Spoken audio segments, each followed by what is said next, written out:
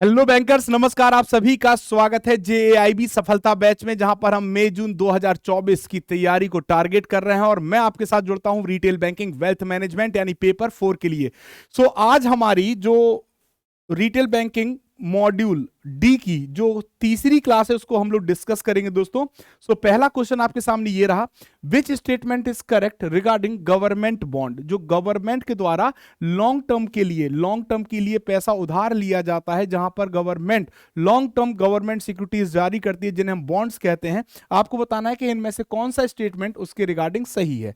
तो पहला क्वेश्चन कहता है कि the interest rate applicable on fix rate government bond is fix for the entire tenure. यानी गवर्नमेंट अगर कोई ऐसा बॉन्ड जारी करती है जिसपे फिक्स रेट प्रोवाइड कर रही है, तो जब तक उस बॉन्ड का टेन्योर होगा आपको फिक्स इंटरेस्ट प्रोवाइड किया जाएगा।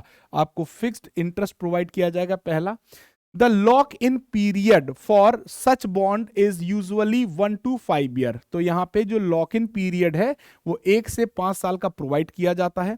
Zero coupon bond are bond don't earn interest, यानी सरकार के द्वारा जीरो कूपन बॉन्ड जारी किए जाते हैं तो उस पे क्या होता है कि आपको कोई इंटरेस्ट नहीं मिलता, क्योंकि कूपन का मतलब क्या होता है? इंटरेस्ट। कूपन का मतलब क्या होता है? इंटरेस्ट होता है।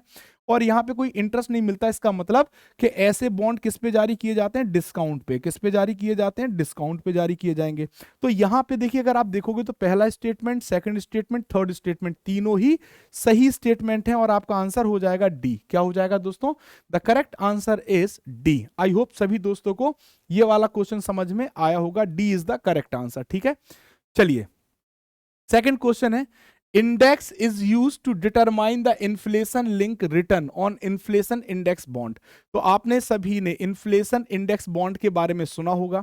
जैसे जैसे आपके यहां इन्फ्लेशन अगर बढ़ती है तो आपका बॉन्ड पे रिटर्न भी बढ़ता है।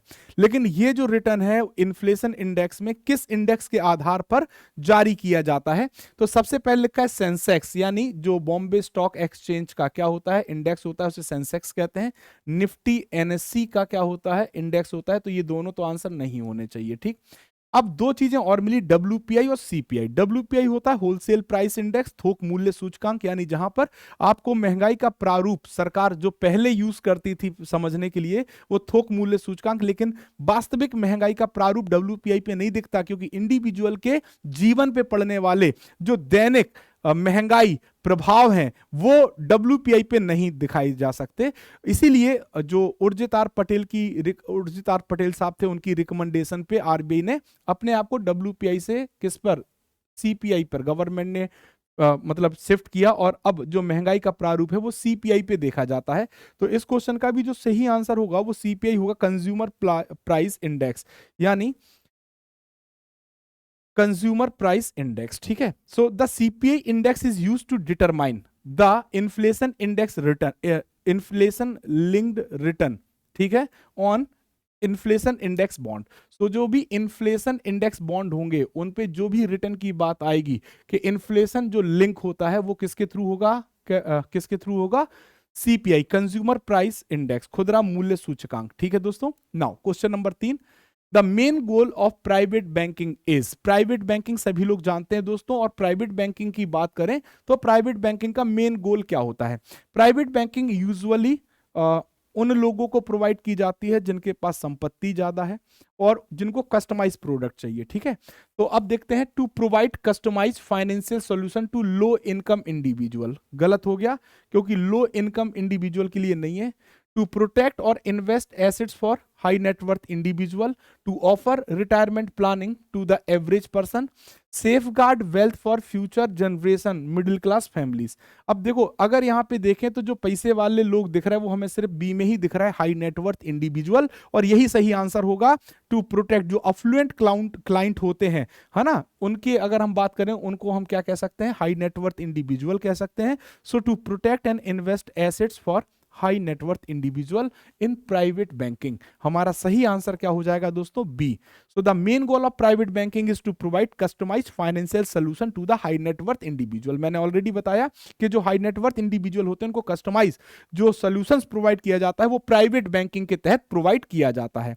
Individual including investment management, tax, अब इनको क्या सर्विस मिलती है? Investment management, tax planning, estate planning और other financial services aim to preserving the growth their wealth, उनकी संपत्ति को बढ़ाने में मदद करता हो जो वो। क्वेश्चन नंबर 4 क्या कहता है? Which statement is correct regarding ELSS, equity link saving scheme जो आपकी होती है उसके रिगार्डिंग आपको बताना है कि विच वन इज करेक्ट। ठीक, यहाँ पे करेक्ट लिखा, आपके एग्जाम में नॉट करेक्ट भी लिख के पूछ सकता है। So these are commonly known as tax saving fund, ये टैक्स सेविंग फंड होता है। Investment made towards ELSS fund are exempted from income tax under 80C। ELSS fund have 3 year lock in period. तो यहां पे देखो, मैं अगर बात करूं तो आंसर तो हो गया डी। ठीक है, ELSS की अगर हम बात करें, इक्विटी लिंक सेविंग स्कीम की बात करें, तो एक यही ऐसा टैक्स जो टैक्स एग्जेम्पशन वाली स्कीम है, टैक्स एग्जेम्पशन वाली स्कीम है, जहां पे आपको लॉक इन पीरियड, जो लॉक इन पीरियड है वो कितना दिखेगा? 3 साल। अदरवाइज सब जगह मैक्सिमम आपको कितना दिखता है? 5 साल। ठीक है, सो पहला यानी एक तो सी सही हो गया और एक हमारा ए सही हो गया। अब टैक्स एग्जेम्पशन में कितना एग्जेम्प्ट होगा? तो भाई 80C, सेक्शन 80C के तहत 1.5 लाख रुपए तक का आपको टैक्स एग्जेम्पशन मिलता है। तो आपका जो सही आंसर हो जाएगा वो बी भी हो जाएगा। तो इसीलिए मैंने आपका जो आंसर लगाया है वो ऑल आर करेक्ट लगाया है। ठीक है, अगला क्वेश्चन क्या कहता है? क्वेश्चन नंबर 5 क्या कहता है, देखते हैं। What is the role of an assets management company in mutual fund? यानी जब हम म्यूचुअल फंड की बात करते हैं तो AMC का रोल क्या होता है, एसेट्स मैनेजमेंट कंपनी का रोल क्या होता है? पहला स्टेटमेंट क्या दिया गया है, देखते हैं। व्हाट इज द, अच्छा पहला क्वेश्चन है ये, ठीक। फिर दूसरा क्वेश्चन क्या है? What is the requirement of AMC to operate in mutual fund industry? अब पहले तो रोल हमें समझना है, पहला क्वेश्चन क्या है? रोल। दूसरा क्या समझना है कि अगर कोई AMC म्यूचुअल फंड का बिजनेस करती है तो उसके पास क्या रिक्वायरमेंट होनी चाहिए, और which regulatory body is responsible for registering and overseeing assets management company, और वो कौन सी बॉडी होगी जो AMC को रेगुलेट करेगी। अब देखो ये सब आपसे पूछा गया है, तो अब आपको आंसर देने हैं। इन तीनों क्वेश्चन के आंसर जिस ऑप्शन में होंगे वही हमारा बिल्कुल परफेक्ट और सही आंसर हो जाएगा। ठीक है दोस्तों, तो पहला इशुइंग करेंसी नोट, क्या AMC करेंसी नोट जारी करता है? पहला ऑप्शन गलत हो गया, करेंसी नोट जारी करने का अधिकार रिजर्व बैंक ऑफ इंडिया के पास है। ठीक, managing the mutual funds assets and making investment decision, पहला सेबी रजिस्ट्रेशन एंड कंप्लायंसेस और सेबी, बिल्कुल सही आंसर मुझे लग रहा है बी है, कि जितनी भी एसेट्स मैनेजमेंट कंपनी होती हैं वो म्यूचुअल फंड का जो पैसा है एसेट्स में और मतलब इन्वेस्टमेंट जो डिसीजन होते हैं वो AMC लेती है, और इन्हें सेबी की वो सभी गाइडलाइन फॉलो करनी पड़ेंगी जो एक AMC को करनी पड़ती हैं, और इनको रजिस्टर्ड किसके पास होना पड़ता है? सेबी के पास। ठीक है, सो बी मेरे हिसाब से यही सही आंसर हमें मिल गया है, तो हमें आगे ज्यादा मेहनत करने की आवश्यकता नहीं है। ठीक है दोस्तों, चलिए। So role of an assets management company, AMC का रोल क्या होता है? An assets management company manage the mutual fund assets, make investment decision and ensure that the fund objective are met, यानी जिस वजह से लोगों से पैसा निवेश कराया है उस ऑब्जेक्टिव तक लेके जाने का मुख्य काम AMC का होता है। Requirement for the AMC to operate in the mutual fund industry to be registered with securities and exchange board of India, इनको किसके पास रजिस्टर्ड होना पड़ता है? सेबी, क्योंकि मार्केट का रेगुलेटर कौन है? SEBI. Regulatory body of AMC कौन होगा? जिसके पास रजिस्टर्ड होगा वही रेगुलेटरी बॉडी होगी, that is known as SEBI, securities and exchange board of India. चलिए अगला question, which is correct regarding element of investment? तो देखो यहाँ पे 4 ऑप्शन दिए गए हैं, पहला रिटर्न दिया गया है, फिर रिस्क दिया गया है, फिर सेफ्टी और लिक्विडिटी दिया गया है, और फिर स्टेट प्लानिंग दिया गया है। ठीक है, तो अब आपको आंसर बताना है कि which one is the correct answer, कौन सा सही आंसर है। तो मैंने कल आपको बताया था, यही क्वेश्चन बताया था, एलिमेंट, मैंने आपको एलिमेंट बताए थे, क्या बताए थे? एलिमेंट्स बताए थे परसों की क्लास में, सॉरी, एलिमेंट्स ऑफ इन्वेस्टमेंट आपको बताए थे मैंने, क्या बताए थे? Elements of investments. अब वो एलिमेंट्स ऑफ इन्वेस्टमेंट की जब हम बात करेंगे तो पहला तो आपने रिटर्न, जब भी आप क्या करोगे? इन्वेस्टमेंट करोगे तो रिटर्न के लिए ही करते हो। फिर आप क्या ध्यान रखते हो कि सेफ्टी ऑफ फंड होना चाहिए, सेफ्टी, अगर रिस्क हो रहा है तो रिस्क कितना है, और चौथा एलिमेंट होता है लिक्विडिटी। क्या होता है दोस्तों? लिक्विडिटी चौथा एलिमेंट होता है। अब लिक्विडिटी की बात करें तो जो भी आपका इन्वेस्टमेंट है वो कितनी जल्दी कैश में कन्वर्ट होता है उसे हम लिक्विडिटी कहते हैं। तो यहाँ पे देखो रिटर्न तो दिया गया है, यस, रिस्क दिया गया है, यस, सेफ्टी दिया गया है, यस, और लिक्विडिटी भी दिया गया है, यस। तो क्या कहीं स्टेट प्लानिंग है? नहीं। तो आपका आंसर हो जाएगा 1, 2 और 3। तो यहां पे जो आपका सही आंसर हो जाएगा वो डी हो जाएगा, 1, 2 एंड 3। ठीक है दोस्तों, चलिए आगे बढ़ते हैं। तो आपका आंसर डी हो गया है। Which is correct regarding service being offered by full service investment bank? अगर कोई full service investment bank है तो वो आपको कौन सी सर्विस प्रोवाइड करता है, ये आपको बताना है। पहला, underwriting, capital raising and underwriting group work between investor and companies that want to raise money or go to the public via IPO process। तो अंडरराइटिंग में जब भी कोई कंपनी मार्केट से फंड रेज करना चाहती है या वो आईपीओ पहली बार मार्केट में अपने शेयर उतारना चाहती है तो उसे हम आईपीओ कहते हैं। तो underwriting is the correct answer, बिल्कुल सही है। पहला ऑप्शन मतलब की परिभाषा जो दी गई है वो बिल्कुल सही है। ठीक है दोस्तों। दूसरा, advisory role for both buyers and sellers, दोनों को ही प्रोवाइड करेगा और उस स्टेज पर लेके आएगा जहां पे डील हो जाए। ठीक है। तीसरा है सेल्स एंड ट्रेडिंग में क्या करेगा, matching up the buyers and sellers of securities in secondary market. तो देखो यहां पे तो जो आंसर है वो तीनों ही सही हो जाएगा, क्योंकि आपसे पूछा क्या गया है, फुल सर्विस इन्वेस्टमेंट बैंक क्या सर्विस प्रोवाइड करते हैं, ये तीनों ही सर्विस प्रोवाइड करते हैं। यानी आपका आंसर हो जाएगा ए, यानी पहला, दूसरा और तीसरा। ठीक है दोस्तों, तो यहां पे ए इज द करेक्ट आंसर। ठीक है। अगला क्वेश्चन कहता है, क्वेश्चन नंबर 8 क्या कहता है देखते हैं। Which is correct regarding investment bank organization structure? Which is correct regarding investment bank organizational structure?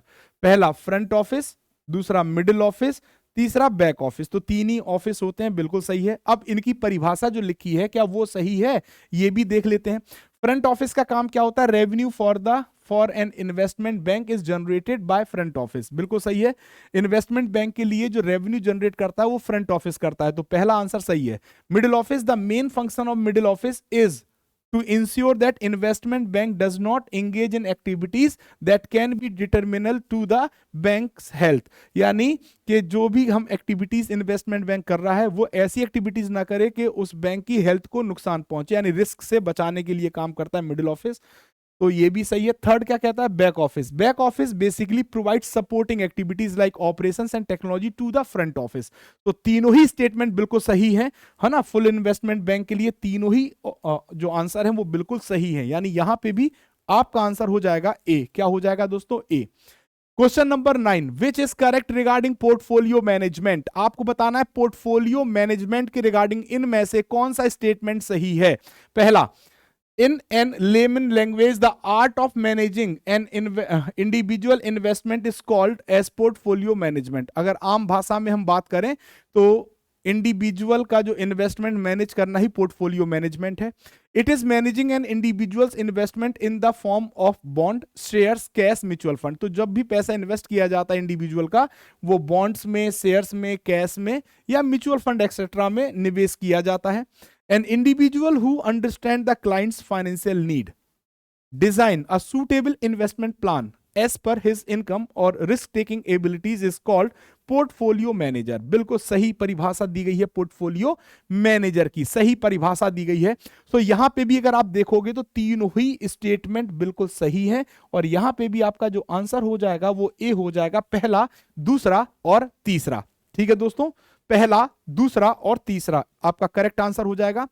अब आपको बताना अल्टरनेटिव इन्वेस्टमेंट का एग्जाम्पल इनमें से क्या है। तो परसों की क्लास में मैंने आपको पढ़ाया था अल्टरनेटिव एसेट्स वो होते हैं जो ट्रेडिशनल एसेट से हटके होते, जैसे स्टॉक, म्यूचुअल फंड, ये ट्रेडिशनल है। बट आपके पास कोई ऐसा एसेट है जिसकी वैल्यू है और मार्केट में रेयर है, वो आपका अल्टरनेट एसेट्स हो जाएगा। जैसे फाइन वाइन, रेयर स्टाम्प, है ना, आपकी कोई ऐसी मेटल जो बहुत इंपॉर्टेंट है, पेंटिंग कोई बहुत कीमती है, वो सब।